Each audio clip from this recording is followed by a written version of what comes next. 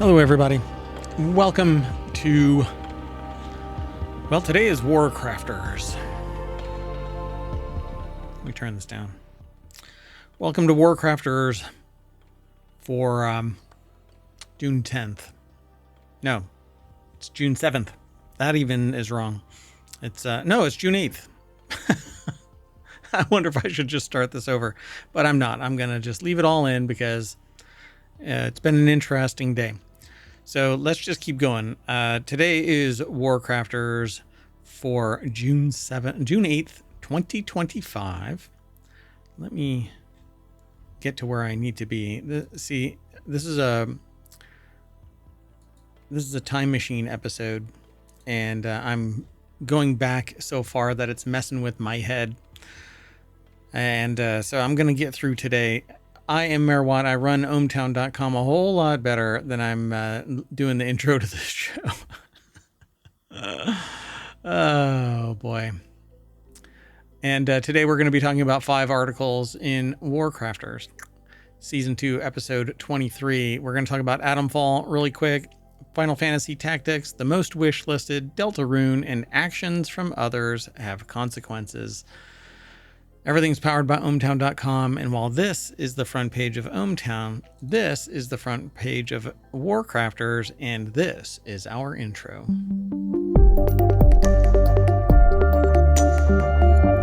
All right, everybody, let's just get into it. I've got about 30 minutes to get through it. I'm going to probably go through all of these articles in even shorter order. If you want today's articles, you can add !WC in the chat over on Twitch, because YouTube already has them embedded in the show notes, but go over and check out YouTube as well. All of our podcasts are broken into live streams as well. So the live stream is available on Twitch, and it's over on YouTube. We stream to both platforms. YouTube has it broken out into categories. So WarCrafters is one of our weekly shows, and then the podcast is all under the ohmTown umbrella. So go and check out all of our podcasts as well. 6 weekly shows, 1 daily show, including Saturday and Sunday, which is a composite of the 3 shows on Saturday and 3 other shows on Sunday. So on Sunday, we do WarCrafters, Technology Today, and FourWheelTech. So gaming, a deeper dive into science and technology, and then automotive technology news. Anyway, let's go and check this out. The first article is over in WarCrafters. Atomfall is getting a spooky DLC set on an offshore island that lets you blast pretend pirates with a blunderbuss. Kind of speaking some of my language here, but Rick Lane over at PC Gamer put this article together. Set sail for Wicked Isle next week. A Wicked Isle DLC adds a whole new offshore region to Atomfall's map, named Midsummer Island. This area, unsurprisingly, plays a folk horror element of the original. Expect to encounter a lot of druids and at least one Wicker Man, as well as new locations like a ruined abbey and a pub called Jolly Angler. Despite being in the sea, Midsummer Island is somehow closer to the wind scale planned much of Atomfall's vanilla map. So consequently, the inhabitants are more affected by its influence. Enemy factions here include pirate cosplaying bandits and strange aquatic monsters that look a lot like The Witcher's drowners. And you'll be able to fight the enemies with several new weapons, so including the beekeeper staff and a blunderbuss shotgun. I'm all for that. I'm looking for an artist, a tattoo artist, to do my arm piece right here, which is a kind of a alien pirate, sort of a unique design on a pirate, but with a blunderbuss and a big old bottle of rum. Anyway, personally, the author says here that they thought the druids were the weaker parts of Atomfall's story, quite generically flavored murderers, nature lovers, but perhaps Wicked Isle can flesh them out a bit in the DLC. Yeah, pretty cool. All right, let's keep on going. The next article is over in WarCrafters as well. This Final Fantasy Tactics-like RPG from former Octopath and Destiny devs let you do the best thing a video game can. Make a town look cooler while you rebuild it. So the author here says when they approach a video game, they're looking for one thing, the ability to construct a small hamlet. This is why they still, in stray moments, catch themselves reflecting with a wistful sigh on their rebuilding Monteriggioni in Assassin's Creed 2, or that one village you build in Breath of the Wild. Well, this is it. This is what it's all about, man. So let's take a look at what they have to say. Never's End. Final Fantasy Tactics like RPG from former Octopath. See, I don't like tactics though. Like, I don't like turn-based games. It's just not my style. I don't know. I like real-time games. So it says also vanquish your foes or something, I think. Joshua Wolins over at PC Gamer put the article together. They say, so their eyes quite naturally bulged out of their head when they saw what looks like alarmingly like someone rebuilding a village in the trailer for upcoming tactical RPGs Never's End, coming from a gaggle of devs who previously work on things like Destiny and Triangle Strategy, Octopath Traveler, Enter the Gungeon, and Gang Beasts. I'm going to hit play on this trailer, but I'm going to mute it. Yeah, see, it's turn-based, and it's just not really what I'm into. I like first-person shooters and survival crafting base builders, but not turn-based stuff. I'll let that play, but at any rate, the gimmick here looks to be that your little guys can mix and match forces of nature to do unpleasant things to their foes. As a reincarnated immortal warrior forged from living metal, able to harness the elements and bend them to your will, you can do things like shuffle heat about the map to create gusts of wind and knock enemies about, drain heat to freeze them, create water currents, and reshape terrain, basically for your due to your command of stone, which they say, guess, falls under the rubric of earth. So fine, I'll let you have this one. Never's End, they say in this article. Yeah, go and check this article out. It's over at PC Gamer. This Final Fantasy Tactics like RPG from former Octopath and Destiny devs. Let's keep going. The next article is over on the Mobile channel. The most wishlisted upcoming game on Steam. Yeah, I think you can guess. Stellar Blade. So it says, here's an interesting question. What's the most popular upcoming game on Steam? Is it Stellar Blade, Slay the Spire 2, Metal Gear Solid, Delta Snake Eater, or Borderlands 4, Borderlands? The guesses are there. All good guesses and all in the top 20 of most wishlisted. But no, the most wishlisted game on Steam is probably an obvious one. They say an obvious one. I don't know what it would be. Spell it out for you in no uncertain terms. It's the exact same game that has a Dakimakura for its protagonist. What do you think it is, folks? Is it Deadlock, Hollow Knight, Silksong, Stellar Blade, none of the above? Anna Valens asked the question, what's the most wishlisted upcoming game on Steam? Well, they say in retrospect, the fan-made body pillow doesn't narrow it down still. The most wishlisted game certainly isn't a shocker. Yes, it's the highly anticipated Team Cherry title, Hollow Knight Silksong. What a shocker, they say. SteamDB's most wishlisted upcoming Steam games list, Silksong is the most wishlisted game across the platform, followed by Valve's upcoming third-person MOBA Deadlock. Subnautica 2 then comes next, along with Dune Awakening, Light No Fire, Mecha Break, Borderlands 4, Arc Raiders, and Arena Breakout Infinite. But Ball Pit, I think, is going to be moving on up in that ranking too, I think, if you're willing to play Arena Breakout Infinite. And what's the other one? I can't remember. Anyway, hype for Hollow Knight Silksong is at an all-time high ever since the Nintendo Switch 2 Direct confirmed the game for 2025. Fans are eager to see what is actually coming out of this. You'll get to play Hollow Knight Silksong in September, according to this. In the meantime, there's one confirmed date that fans will be able to try Silksong for themselves. September 18th, IGN reported in early May that the game is set to demo at an exhibit in Australia's ACMI Museum. So we don't know when it's actually going to get launched, but that's okay. In the meantime, you can actually check out Deltarune. Shoots to the top of the Steam bestseller chart as chapters 3 and 4 finally go live. As was foretold, Deltarune Chapters 3 and 4 are now live, and in case there was any doubt, yes, it remains a massively popular game. At this moment, it's still the top-selling game on Steam and amongst the top 10 most played, according to this article. It's over at PCGamer.com. Andy Chalk put it together. Quote, "It's a hit." I gifted Deltarune to somebody, and to a citizen of ohmTown, and they are enjoying it. So it's good to hear. While the release date was known, having been announced in April, there's apparently a bit of a mix-up here. The Nintendo Switch 2 edition trailer that initially nailed down the date pegs it at June 5th, but somewhere along the line it became June 4th, but the actual launch was a very quiet affair. There's not even a notification on Steam. In fact, right now, the page still lists chapters 3 and 4 as coming soon, but apparently they are out. Oh my. Yeah, I can't mess with this right now. So pretty cool.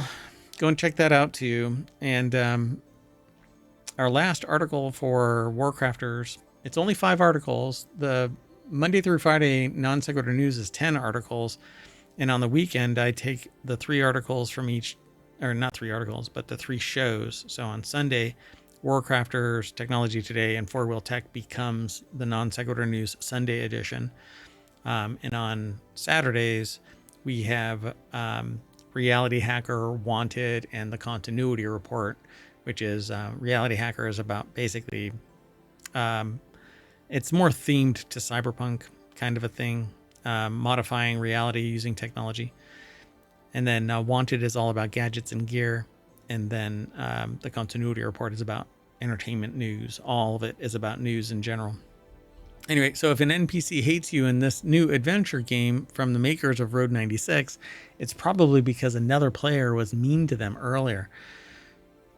The quote here is, "We should make Road 96, but with boats.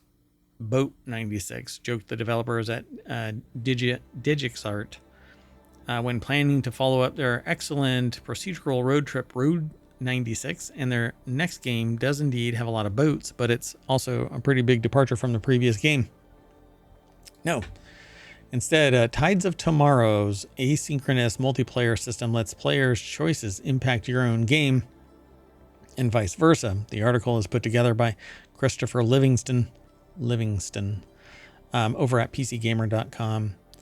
And they say, instead of NPCs changing your adventure, this time the players will. In Tides of Tomorrow, you enter an asynchronous multiplayer world where the actions of another player can impact your player some other player and your story. And in the post-apocalyptic water world of Tides of Tomorrow, you travel from island to island in the wake of other players. And if a character you meet treats you with hostility, it might be because the last player that they met did something awful to them, like steal something or shove them into the water, and as a result, they won't be too happy to see you. Tides of Tomorrow, asynchronous multiplayer system that lets other players' choices, impact your game, and vice versa. This is an exercise in monitoring sociopathy. Unleashed. Yeah, this might be an interesting. I'm gonna have to reach out to them and see what they can share with me. Anyway, that's it, folks. We are going to ride the tide back to the front page of WarCrafters over at ohmTown.com. I'm going to shut down, reset, start right back up with Technology Today. Give me about 5 minutes. We'll see you on the other side of our intro. Bye. Or our outro, which is our intro. Anyway, we'll see you in a little bit. Bye.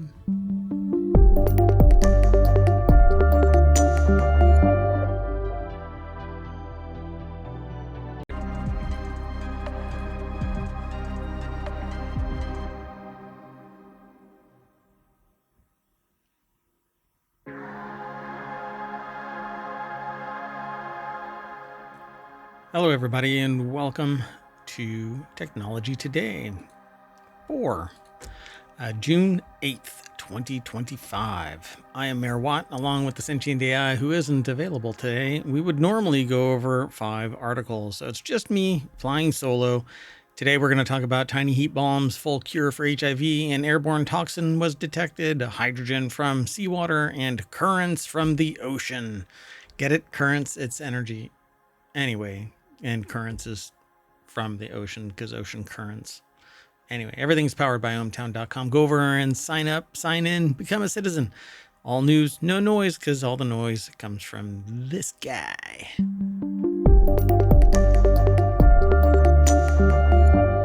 All right, I'm going to see if I can go through this and highlight some of these 5 articles, or something about each of these 5 articles in a quick, timely manner, and see if you like it like that, or if you like more anecdotal, more deeper discussion about the stuff in this. But it's 5 interesting articles that are science-based. So let's get into it. This is the front page of ohmTown.com. That's what you would see when you normally just go over to ohmTown.com. But inside ohmTown, there are 6 main categories and 50 channels. 7 of those channels have been turned into a podcast. 6 of them are weekly and 1 is daily Non Sequitur news.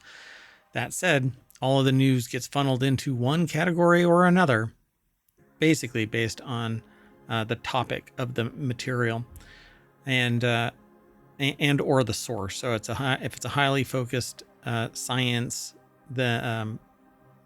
source, then I will manually kind of stuff it into a particular segment, like Technology Today would have tech focused sources. Well, anyway, this first article is tiny heat bombs made from biodegradable polymers could precisely target and treat diseased cells. Cornell researchers have developed a new way to safely heat up specific areas inside the body by using biodegradable polymers that contain tiny water pockets.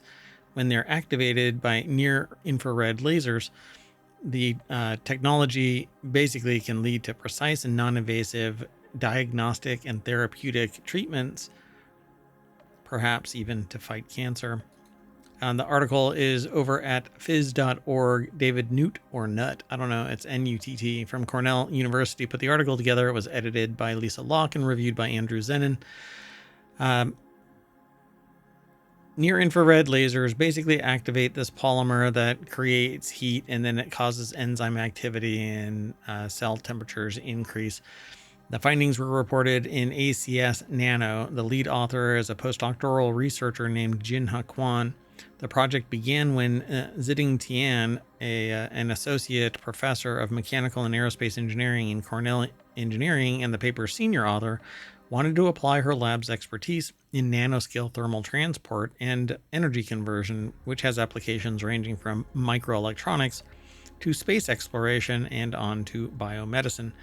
So they needed to find the right delivery system, and in coordination, they came across a paper about polylactic co-glycolic acid, or PLGA polymers, that could be triggered by near-infrared light and release said drugs. The polymer itself couldn't absorb near-infrared light, but the authors hypothesized that perhaps water was trapped inside it, and that confined water was what reacted to the light and enabled the drug release. That approach was particularly intriguing to Tian because, unlike gold nanorods or semiconducting polymers that have been used for similar purposes, PLGA polymers are biodegradable, so they won't pose any long-term risk in the body, and they are already approved by the FDA. So they tried it, and ta-da, it works, apparently. So Tian returned to Cornell from visiting the researchers, and they found it with a deeper understanding of neuromodulation and how to combine it with her lab's work in measuring thermal transport and her materials background. Dun dun. They've tried 2 different methods, single and double emulsion, to produce the PLGA nanoparticles. They ultimately found that single emulsion, wherever water pockets are not introduced intentionally, but rather high-frequency sound waves cause water molecules to diffuse into the particles, becoming confined, resulting in smaller water pockets that counterintuitively could reach a higher temperature. 1 second. All right, let's keep going. The next article is over in Non Sequitur News. Gasping. Scientists make breakthrough toward full cure for HIV. Guardian reports scientists at the Peter Doherty Institute for Infection and Immunity in Melbourne found a way to make the HIV virus visible, potentially laying the groundwork for ways to banish it from the body altogether. As detailed in a paper published in the journal Nature Communications, the team developed a way to send messenger RNA into cells to root out the hiding virus by fully enveloping it in a bubble of formulated fat called lipid nanoparticles, or LNPs. The genetic molecules then instruct the cells to make the virus visible.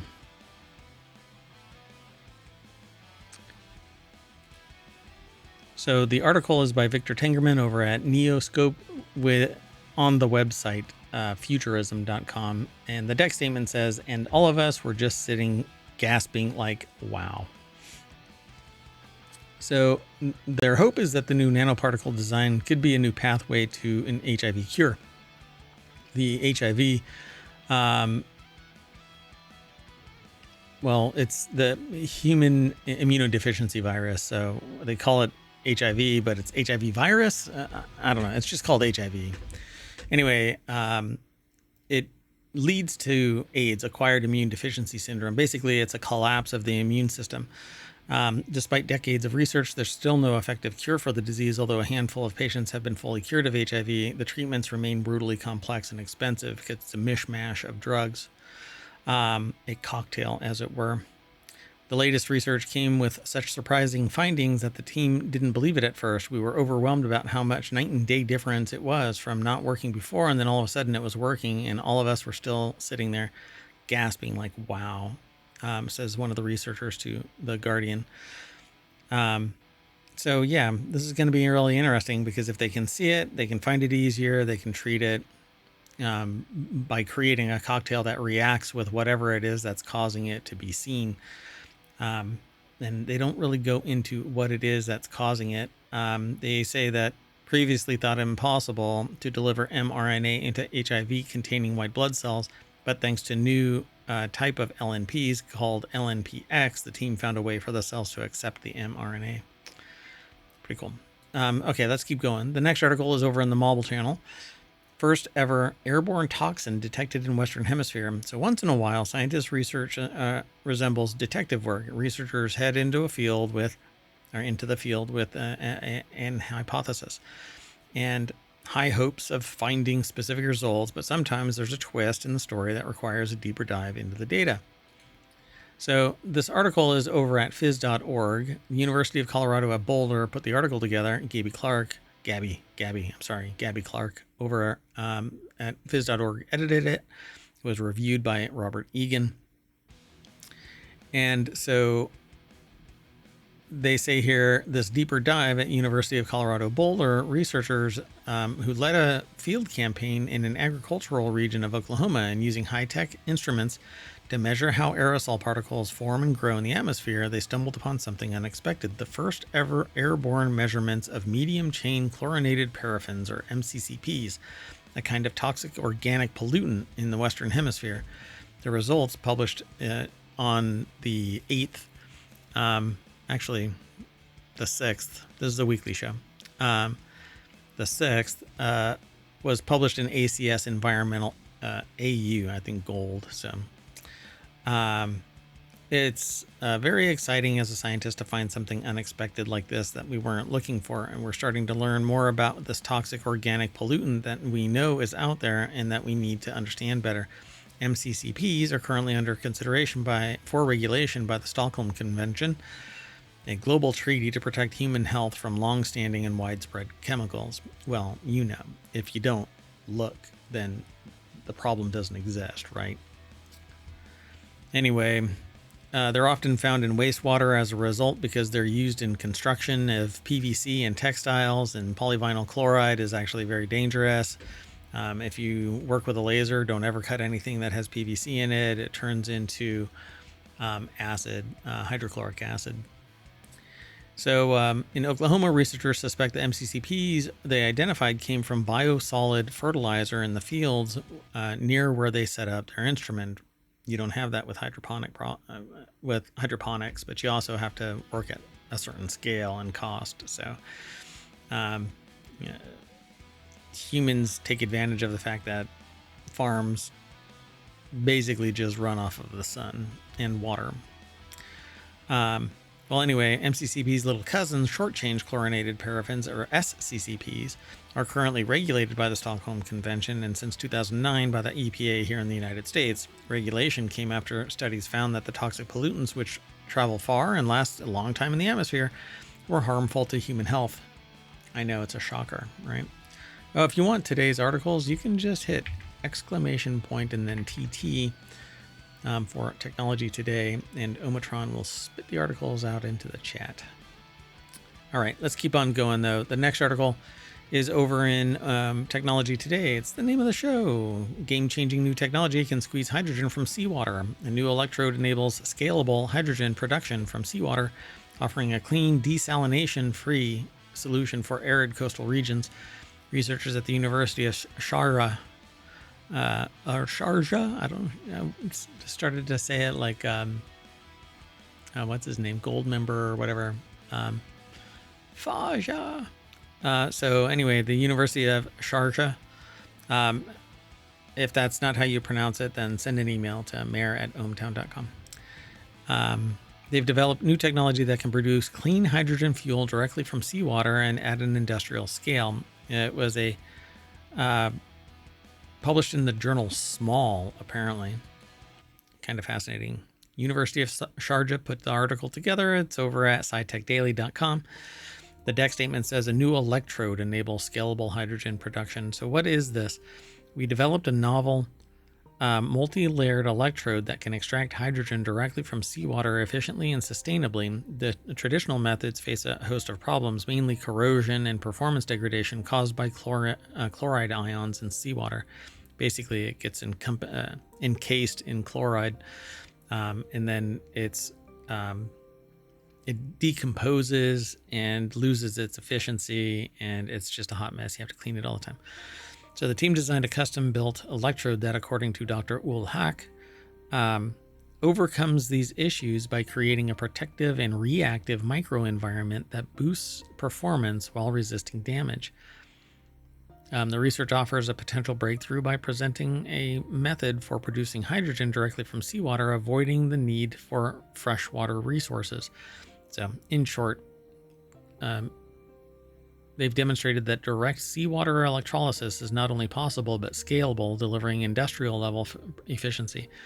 And I think that we should be using hydrogen fuel cells instead of anything else, particularly solar. It's not defensible. It's not portable. It's not a long-term solution. And the batteries in and of themselves fail, and nobody is really accounting that. Anyway, in their study, the researchers described their device as a microenvironment engineered multi-layer electrode designed for sustainable seawater electrolysis, a geometric current density of, I'm not sure, this is getting a little too deep into this. But I think it's 1 amp per cubic centimeter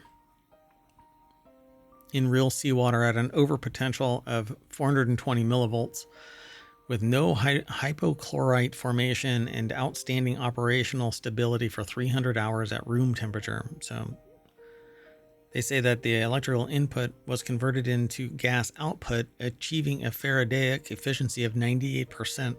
That has to be wrong math. Anyway, the anode design achieves an industrially viable current. Yeah, I would say so at 98% efficiency. Even if you needed a ton of them, they would be more efficient than standard electrolysis with current electrodes. So pretty cool. It says a protective film extends lifetime. It runs for 300 hours. It says over 300 hours without performance loss, resisting corrosion that usually destroys similar systems, and it acts as an electrostatic shield, protecting the electrodes multiple layers from dissolution. So pretty cool. All right. And our last article is over in Technology Today. Ocean currents can generate electricity, and this study shows that Africa's seas have some of the strongest. I've always thought that we should be doing this by tying a generator that's like piston-like that goes up and down in the waves, but has a greater range to drive a like a piston-like generator. It's not solar, it's mechanical, it relies on the waves. You just have to be in a wavy area, and the amount of energy generated is at parity with the size of the waves pulling up and pushing down a piston that turns a turbine. So the world's oceans cover more than 70% of Earth's surface, by the way, and that's indefensible as well. Just like dams aren't as defensible as some would like to think.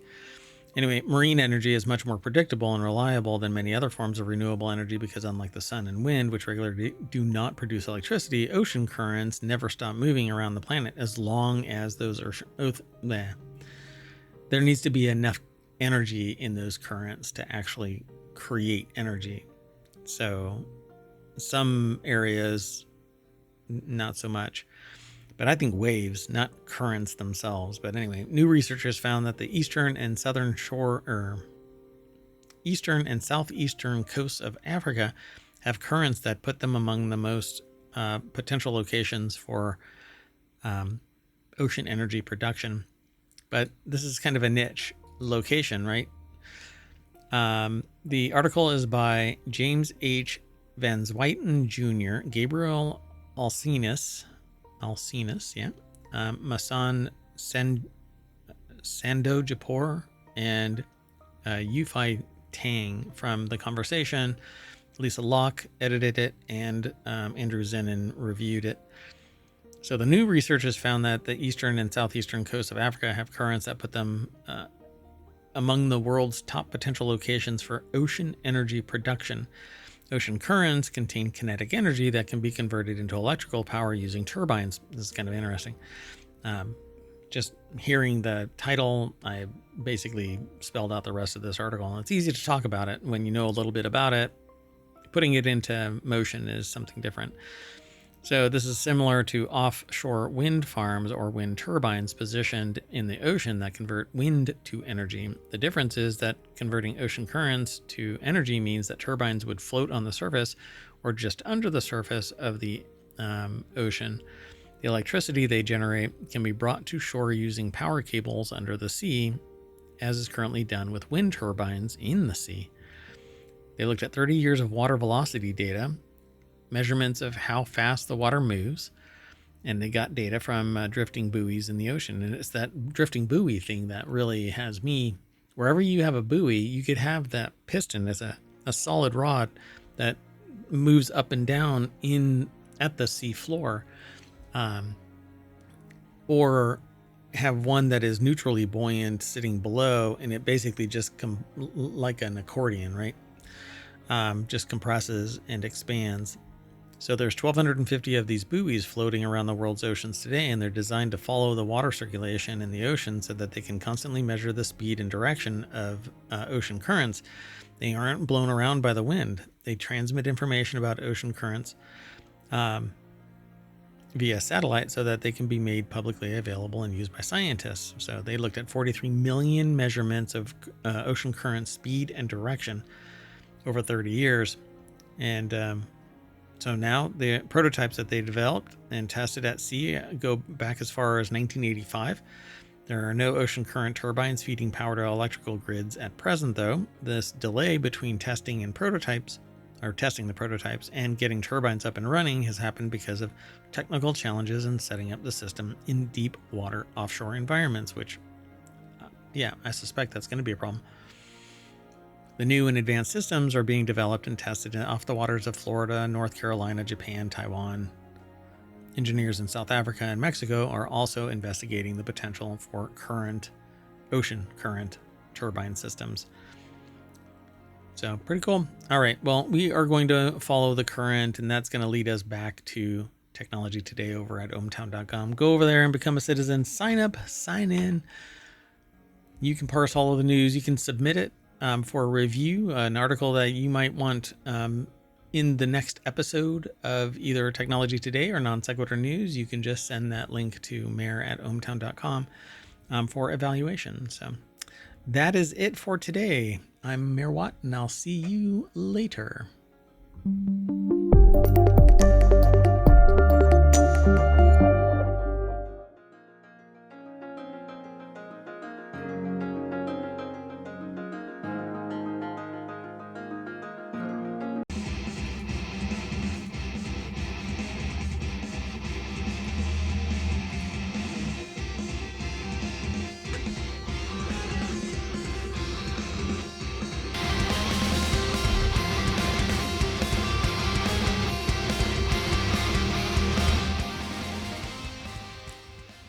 Hello, everybody, and welcome to FourWheelTech for June 8th, 2025. I am MayorWatt. I run ohmTown.com, and I'm going to go over 5 articles: cyber fires, weirdest cars in the Nurburgring, Porsche Panamera GTS, French vintage car event, or it's a vintage car event in France. I'm not sure. And Scout shows Traveler decked out. Everything is powered by ohmTown.com. Go over, sign up, sign in, become a citizen. It's fast, it's easy, it's cheap, it's free. All news, no noise over at ohmTown.com. It's where all news converges into 6 main categories and 6 main categories and 50 channels is what we refer to them as, 7 of which have been turned into podcasts. 6 are weeklies, 1 is daily. This is one of the weeklies. And combined with TechnologyToday and WarCrafters, it gets turned into the Non Sequitur News Sunday edition. I'm in a time machine because I have not been able to do the shows on time for the last week. I'm going to try and play catch up with Monday and Tuesday's show as well. Yeah, since I got a time machine, right, I can just go back. It's easy peasy. Anyway, everything's powered by ohmTown.com. Go over, sign up.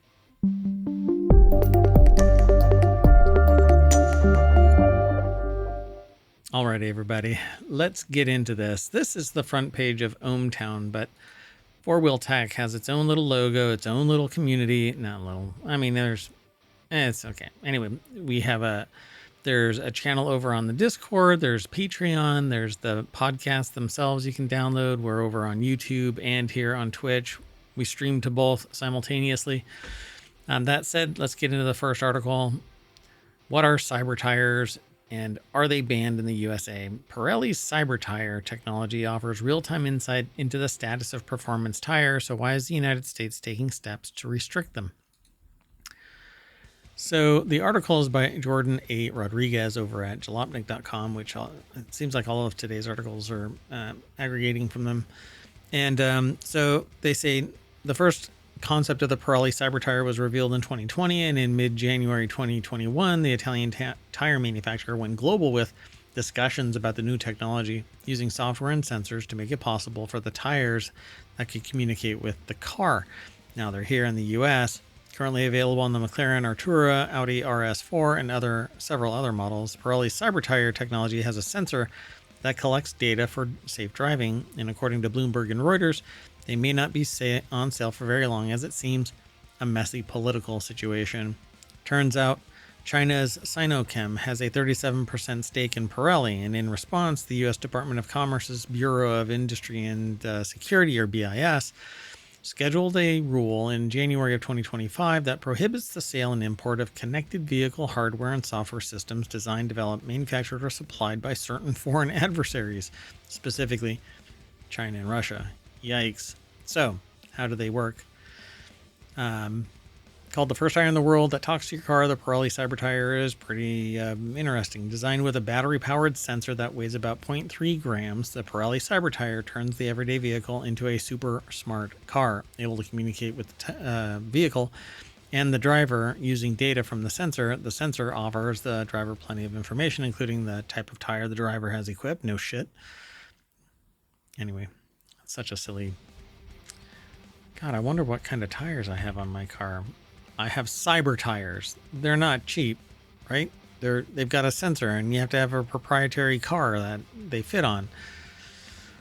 All right. Anyway, if you want today's articles, !FWT in the chat on Twitch. They're all embedded. All 3 shows today are embedded over on YouTube's description, or as show notes in the stream description. Anyway, there they are, folks. So the Pirelli Cyber Tire system is also able to alert the driver to and when their tire has reached optimal temperatures and when to let them cool off to continue at optimal performance. So are they banned from retail right now? No, although the BIS has finalized the rule in March 2025. It doesn't go into effect until 2027 model year for vehicles that restrict software akin to Pirelli Cyber Tires or similar technology. Yeah. So the rule will also restrict the hardware in 2030. So 3 years after that. All right, let's keep going. The next article is over in FourWheelTech. Hey, that's the show. Here are the weirdest cars racing in the Nurburgring. 24 hours this year. 141 cars of all different sorts are competing in the 24-hour race. So one simple misstep could see a Ferrari 296 GT3 embedded in the rear of a Dacia Logan. The article is by Brad Brunell over at jalopnik.com. And it says for an entire day, twice around the 12-hour clock, these teams are forced to negotiate not only with managing traffic ahead of them and passing their in-class competition, but they'll also need to put up with being passed every few minutes by cars with closing speeds deep in the double digits. So the SP3Ts are racing. A couple more it has here in this list. So let's see what these are. For decades, the fan favorite of the N-Ring 24 was Olaf Beckmann's unique Foxtail Opel Manta. Unfortunately, the Manta suffered a battery fire in 2022, and the mantle of the unsung hero has been passed on to the Aulis Garage Racing Dacia Logan above. You'll see the picture if you go over to the article. Racing in the sort of catch-all SP3T class, and the Logan will face competition from much faster BMW M2s and Hyundai Elantra Ns, as well as a couple other oddballs. Let's see here. Apparently a lot of Germans. It says Germans, a lot of them. So in 2024, the car finished in 104th position, just 16 laps down from the winning Audi R8 in a fog-shortened 7 hours and 24-minute race. Interesting. There's more in this article over here. They have a thing called the Bulldog Racing Team that's triumphed over the SP3T class, racing what Mini calls a near-production John Cooper Works Pro. It's not immediately obvious what the level of Mini is prepared, but the company says Bulldog Racing retained the 2-liter turbocharged engine, which makes 227 horsepower and 280 pound-feet of torque in stock form. The car doesn't seem too much in the way of aerodynamic aid either. So then they talk about a couple more compact 318 Ti models in the SP3 category for naturally aspirated race cars.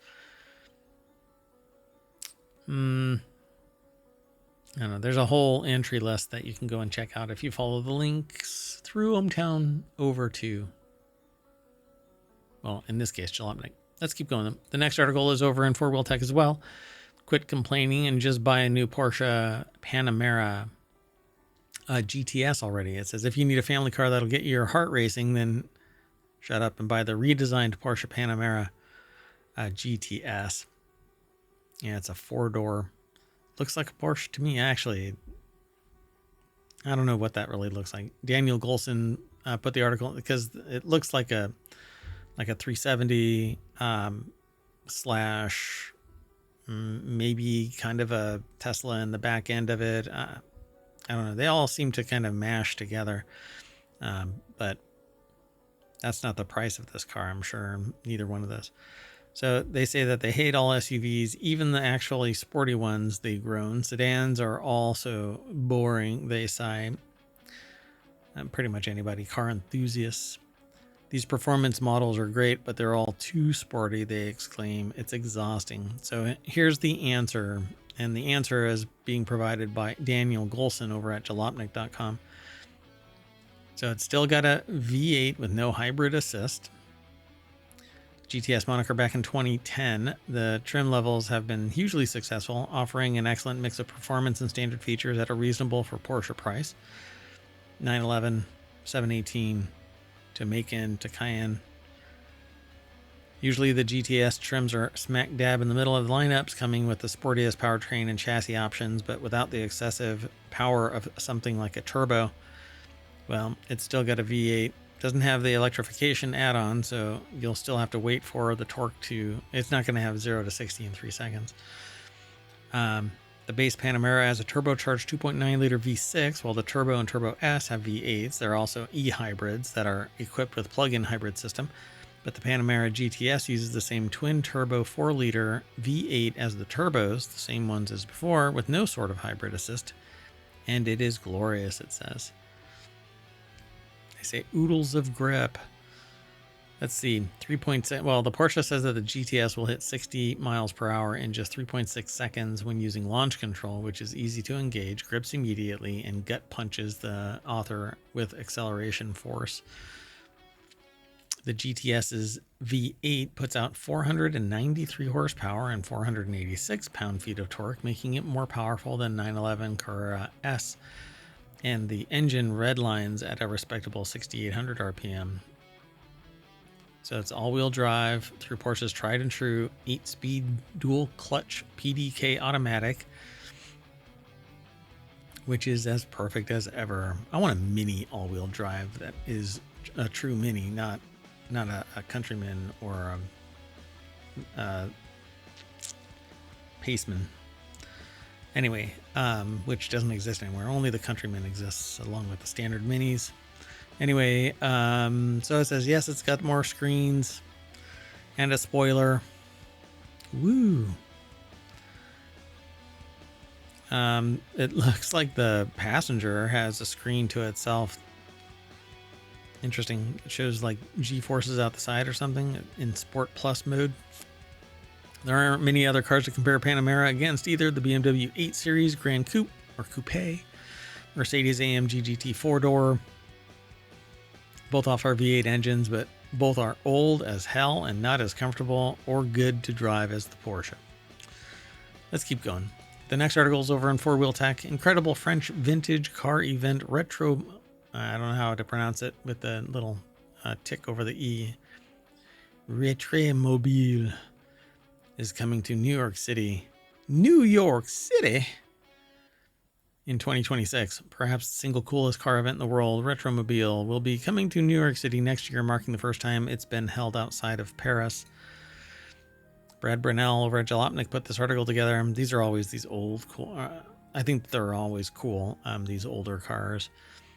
So what is Retromobile? Retromobile is a massive vintage car show that encourages visitors to travel back in time to indulge your passion. Over 3 days in a giant convention hall, the event includes a large vintage car auction, giant exhibitions from automakers, car clubs, spare part sellers, event organizers, coach builders, restorers, car dealers, and more.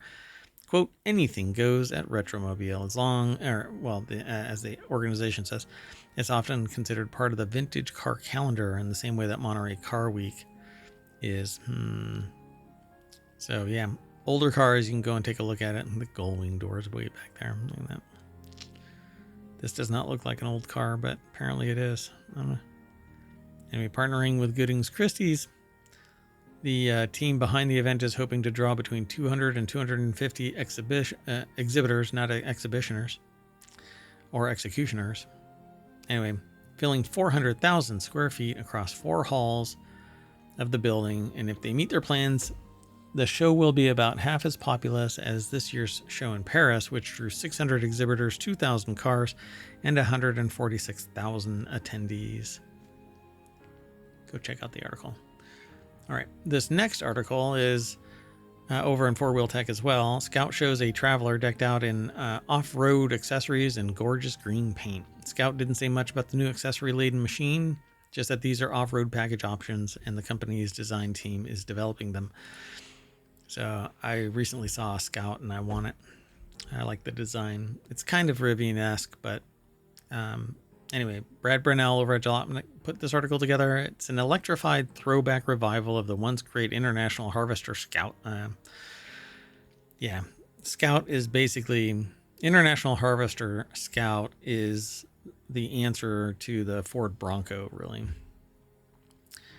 So Scout is trying out a new factory add-on parts to give the upcoming production Traveler SUV more rock crawling prowess and adventure aesthetic. Decked out in a beautiful olive green metallic paint, the Traveler looks killer already. I wonder, let me make sure.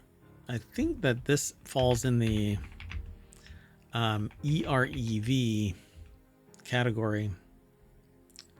Let me just make sure. Yeah, the Scout Traveler SUV and Scout Terra truck are extended range electric vehicles that they're referring to as Harvester. So reaching into the International Harvester kind of history. Scout didn't say much about the new accessory laden machine, just that these are off-road package options, durability, clearance, recovery, built up for the backcountry. The tucked up front bumper and rear bumpers and winch up front, rock sliders along the side, a lift kit, 18-inch wheels for more tire sidewall, a roof rack, full-size spare. Yeah, this is the car that I want, but mainly because I want an EV, but I want an EREV, and I want one that, yeah, there they go. So these off-road oriented EVs is ready to take the fight directly to Rivian with a throwback design and optional gasoline range extender. So unlike Rivian, Scout says that all of its models ride on a body-on-frame chassis with a rear axle, solid rear axle, and mechanical locking differentials front and rear. In standard form, the Traveler is alleged to be capable of fording 3 feet of water and presumably even more with a lift kit. So even more with the lift kit, and if you redirect the air intake, you can go beyond that. So optional gasoline range extender. It's basically a little gas motor or gas engine that powers the battery, recharges the battery. So you can actually get hundreds of miles more, 500, 600 miles, if not more, on a tank of gas and battery. Full charge. So this is what I want. They don't actually say what the numbers are. Let me see. Ugh, can't click that because I'm air gapped. So the Scout Traveler, let's see.